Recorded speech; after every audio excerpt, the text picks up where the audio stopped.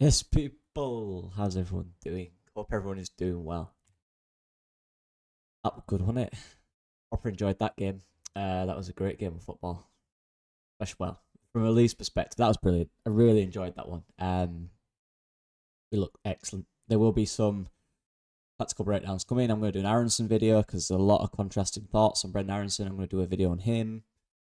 Yeah, so stay tuned, people. That will probably come after the next game, but there's going to be stuff coming in the next few weeks for sure. But yeah, the player ratings from the game. Let's just get straight into it. Start with the goalkeeper. I mean, it was good. I thought it was good. The only dodgy moment was slightly hesitant on the one where Strout cleared off the line. Probably could have come out a bit quicker or probably not come out at all. I don't think Rodon dealt with the situation well. The communication wasn't there, but apart from that, he made an excellent one-on-one saves. He got down to 2 or 3. He claimed a few things. Yeah, I thought it was good. I thought Meslier looked calm. He looked composed in the goal today. Which was needed after the criticism he got. So, fair play. We don't spend too long on goalkeepers, though, do we? The centre backs. Do you know what? As well, and I know some people might disagree on this. I'll just give the context to why it's not higher. Anywhere above a 6, by the way, is a good, decent performance. Above average.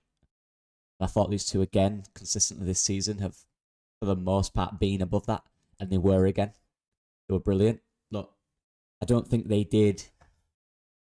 There were 1 or 2 moments, and look, let me clarify. Luton had next to nothing, but they had 2 or 3 moments. 1 in the first half, 1 or 2 in the second, where they did beat that back line, and they did play through us.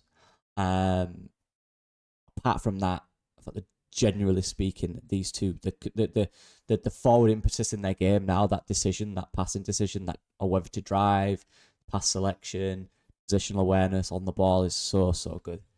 1 or 2 moments as well. Strout where he probably should have scored. Close, very close. It's unlucky, but yeah, I just thought they were very solid. I'm not going to give them higher just because, in all fairness, they didn't have too crazy amount to do. A lot of the duels were won in front of them, to be honest with you. But they dealt with Morris, who's a decent striker, relatively well, apart from maybe 1 or 2 moments. Apart from that, absolutely solid, as usual. Another clean sheet for Leeds United after 3 goals conceded the other day. And it's easy for us to do that, isn't it? Last time we conceded 3 goals in a game, Farker, I think it scared him a little bit, and he wanted to maintain that defensive solidity back there. But yesterday we came out against Luton, and we looked really expressive. It didn't. That 3 goals conceded didn't scare us, and that says a lot about the identity of this team, and it's really getting to the point where they understand what they are and what they need to do. It's took a long time, and it will continue to improve, and there will be backward steps. There always is. It's football. But generally speaking, there's more of an understanding between everyone as to what they are, what they can do, what they're capable of in these games, which is great to see. The fullbacks, I want to clarify as well. I apologise to Sam Byram. I forgot he got an assist the other game. It was a decent ball, decent run as well on that last man. And, just so people, Sam Byram, by the way, when he was at Leeds before, was my favourite player. I absolutely love Sam Byram. Growing up as a young fullback. Well, I was a winger, but played a little bit of fullback as well at college. That's when Sam Byram was at Leeds when I was at college, right at the start. He left literally as I was in college, but I loved him. He was my favourite player. So shout out to Sam Byram. What a guy. To see him at Leeds now is brilliant. I love it. And to see him forming on this consistent level, I love it. I thought it was excellent. I do. I thought it was really good. I thought he got everything right. The decision making was better. The small tactical change we made with him and Solomon, who looked really good together. Sam Byram's positional play was very different. We didn't really rely on him too much in terms of deep build-up, which helps because obviously the way Sam Byram is, he's right-footed on the left side. Everything's a little more narrow, a little more compact in terms of where he can play the ball. It looks a bit rigid. Sam Byram is very high up, and most of his touches were 1-touches in central areas, usually inside of Solomon, which is using the player right, get him in dangerous areas where he can be most effective, right, in terms of on the ball. So I thought he was really good. Lovely goal as well. Lovely Di Canio. Di Canio Est. I'm joking. It wasn't obviously, but it was brilliant. Lovely by little scissor kick, is it called? I can't remember. It's a little one of them. But yeah, it was good. I like Sam Byram. He's brilliant. Like I said, one of my favourite players growing up as a Leeds fan. So yeah, shout out to Byram. And Bogle again, consistently performing at a decent level. But defensively was good today. Going forward, he consistently makes those runs at times. Doesn't get seen, which is frustrating. But I'm not going to say too much on Bogle. I thought he was just consistently good as usual, to be honest with you. Realise the numbers are wrong. On to the exciting bits. That's some high greens right there. Some high greens. Before I talk about the greatest footballer on the planet, we need to talk about Tanaka. I'm joking. I'm kidding. Joe was brilliant. Probably a guy that's just going to consistently go under the radar most weeks. Again, there is always that, and I think footballers have to accept this, and he probably has, to be fair. I'm not saying he hasn't, just generally, just a thought on my head. I think when you are on loan, and there's probably that thought that you're probably not going to sign on, I think fans are always going to not prefer you to play a similar level to you that is playing, for the club that has been bought by the club, because you just know the long term they're not going to be there. You can't really build a huge connection with them. And I think that's the situation with Rothwell. That's probably why he doesn't get spoke about enough. But what he does on the pitch is brilliant each week in, week out. I do think he got lost a little bit in the game the other day, but against Luton, I thought he is the balance. He is the balance in the side. He's so key to how we play and the momentum between defence and attack. He is so key at dictating, him and Tanaka, dictating that momentum and dictating when we go forward. And what I absolutely love about both of them is just that quick decision on the ball. I thought the ball speed and the ball movement was really, really good against Luton. The best I've seen this season in terms of consistently throughout the game. Decision making was so crisp, so clean. The detail on the pass was really good. It just looked so much more fluid.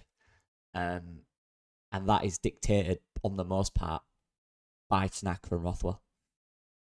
Rothwell was brilliant again.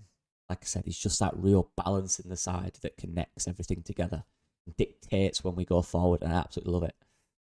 And Tanaka is, well, he's clearly a Premier League player in the waiting, isn't he? Again, I'm just so glad people are getting to see this guy play. Do you know what it is? I'll be brutally honest with you. Not brutally honest, but I wanted Leeds to sign him. Obviously, you guys know that I've watched for a while. Last summer, and then in January. And I thought this guy's going to be really good for Leeds. But he's even beaten the expectations I had. Genuinely. I knew he was very good. But he had sides of his game that were improving, side of his games that were probably not the best. And he's improving on them. Even those sides of the game he's controlling. I thought he was at Fortuna Dusseldorf for the most part. He was better in the Rothwell role that he's playing for Leeds right now. And he did play the 6 for Fortuna Dusseldorf a bit, especially in his last season. And he was very good there. I just don't think the way they played, maybe the quality of opposition, the quality of teammates around him, he wasn't the most, you wouldn't watch a game each week unless you were really focusing on Tanaka and watching him and go, oh yeah, this guy's unbelievable in that role. But as an 8, you're thinking, this guy's an absolute joke. Box to box, linking play up, being creative. Like I said, that guy, Tanaka had the numbers as well. I had the numbers. And he's not doing that role at Leeds United, and that's what's so impressive to me. He's playing that deeper role that he played at the back end of his Fortuna Dusseldorf career, the end of last season, on his way through last season. He's playing that role, and he looks unbelievable in it. Someone that is predominantly an 8, playing a lot deeper between the 2 centre-backs a lot of the time. And his defensive side of the game is massively improving each week. The way in which he reads the ball is just phenomenal. Honestly, he's a Premier League player in the waiting. We need to get up there with him. I want to see this guy in the Prem. I want to see how far this guy can go. He's so good. Japanese Pirlo as Andrea, my boy Andrea, said. So, what a player. Again, you've got Rothwell providing that balance and that consistency. And you've got Tanaka not only dictating, dominating, but actually defensively reading the game so well, tracking his man, snuffing out any counter-attack within his vicinity. Really impressive. Week in, week out.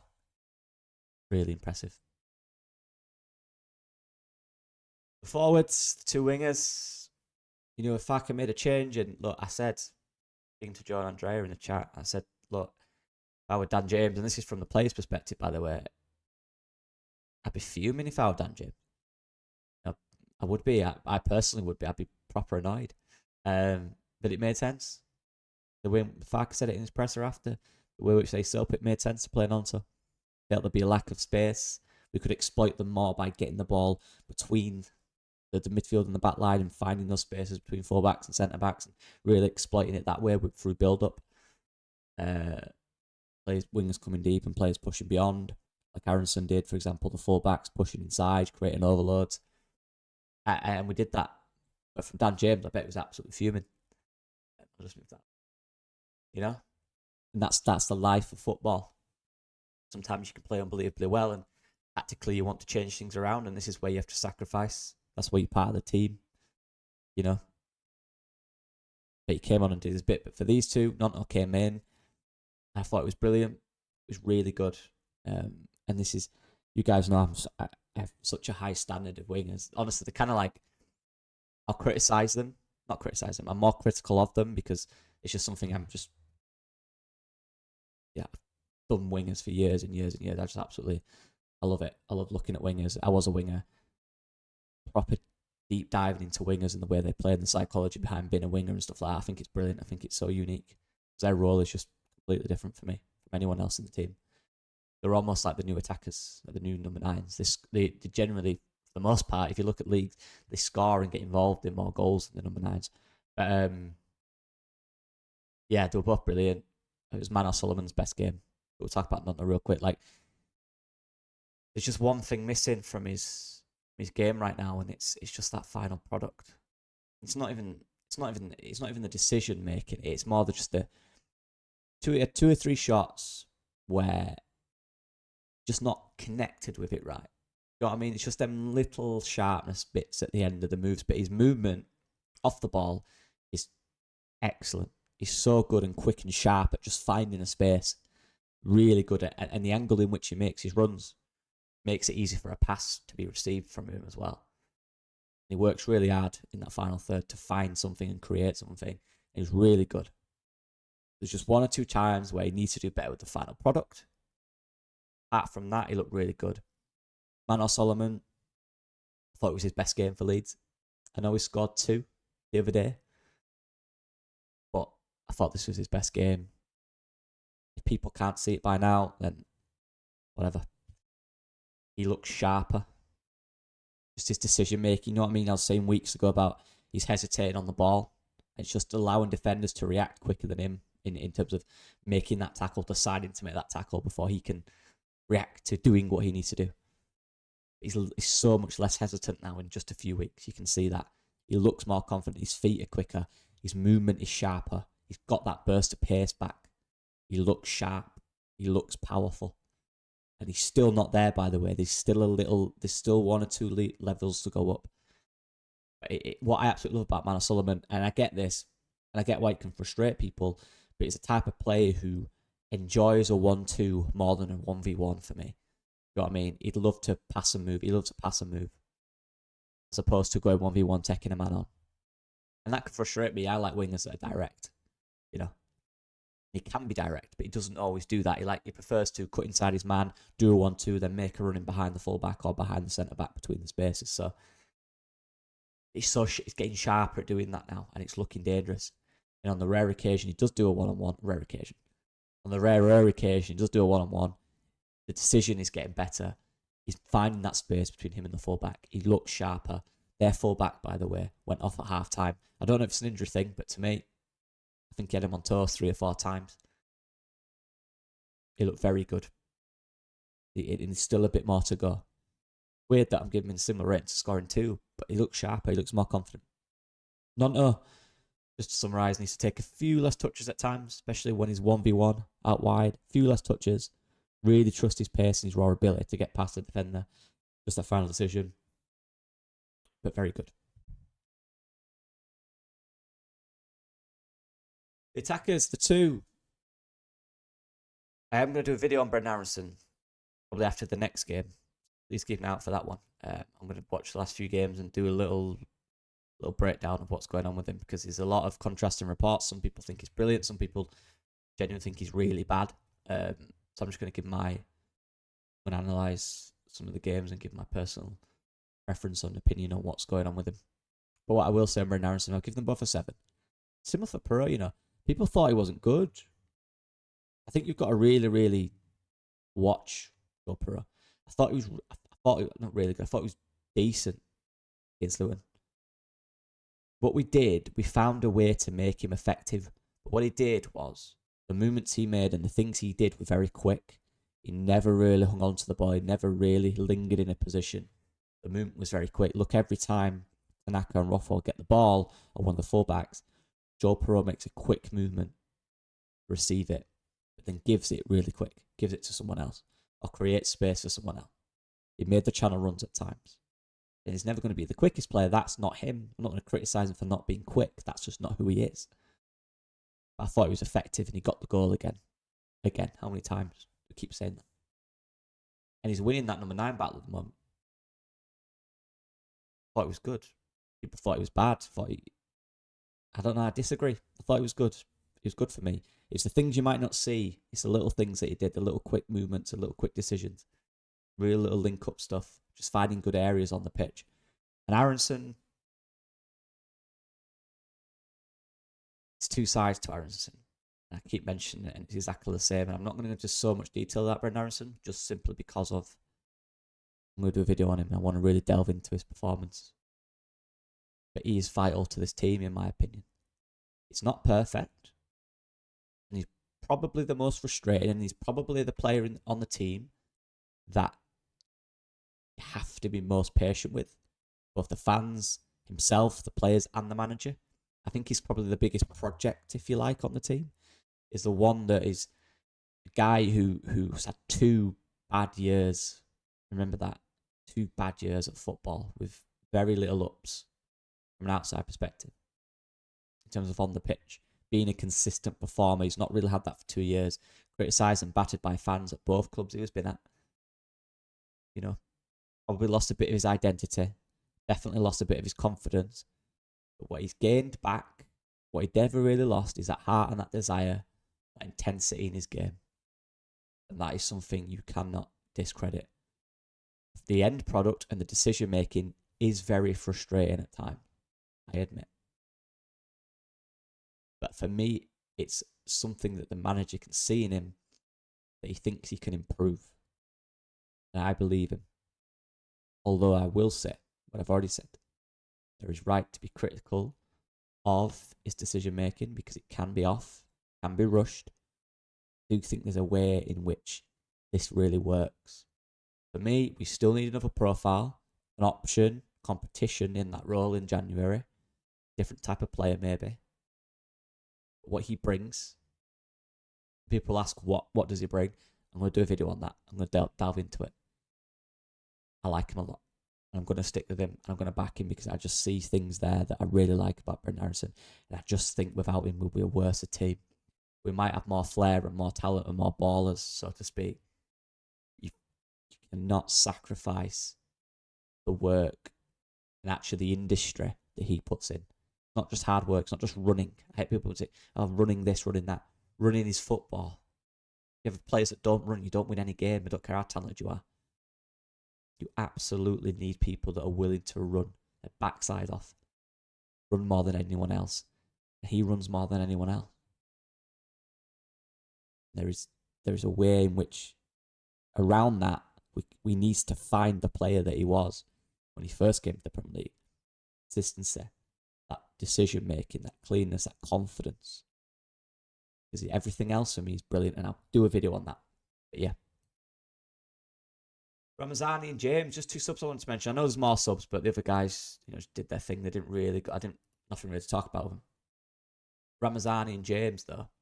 Dan James is the most disrespected player at Leeds United. I love him. I was messaging John Andrea, going, I absolutely love this guy. He's brilliant, man. Every manager in the world would love a player like Dan James. Just would. I'd absolutely love a player like Dan James because he's just so quick. There's no one quicker than him. I've never seen anything like it. He's a joke. And that finish, by the way, was top notch. Top notch finish. So disrespected. I think he's absolutely brilliant. Every time we do a team or anything, it's always Dan James getting dropped. Why? For what? He's not the prettiest in terms of his play style. He's got a cool ass scar, but he's not. That's not him. He's so effective. He scored again. He got 2 assists last game. 3 goalie moments in 2 games. He's mint. He's absolutely mint. He's so different to the other guys we have. I love that about him because he's always an option over the top. Always. When it's on, it's always there. People go in and out of games, but even if we don't give him the ball, watch him, he's always making a run. And he absolutely frightens defenders to absolute death. Believe me, they will hate him. Absolutely hate him. Ramazani again came on for like 7 or 8 minutes. Looked sharp, looked good. On the half turn, getting there. It'll take a while, and he's got to be patient. And I know what people are going to do. They're going to rush him in and say he needs to come back in. He doesn't need to come back in. Time will come. Our wingers are doing well currently. They're doing very good. They're all performing. We don't need to rush him. Let's not do that. Right? I know he's, golden boy from people that watch the league or all this stuff, but we're doing good. He's fine. He's going to come back into it when he needs to. A good player. So are the others right now. Great option to have until he's fully fit. And then we might get an injury there and his time might come again. That's football. But yeah. Let me know what you guys think. I appreciate all the support as usual. You're a legend. Like I said, there will be an Harrison video coming in the next week also. Might get another one out before the game, the weekend as well. So yeah, let me know what you guys think as well. Please hit that thumbs just because it helps push the video out, And I'm doing this at 4:40 a.m. I had a nap after the game because I was knackered. I woke up and wanted to make a video, so I did it now. Silly me. Anyway, see you guys in a bit. Bye-bye. Peace.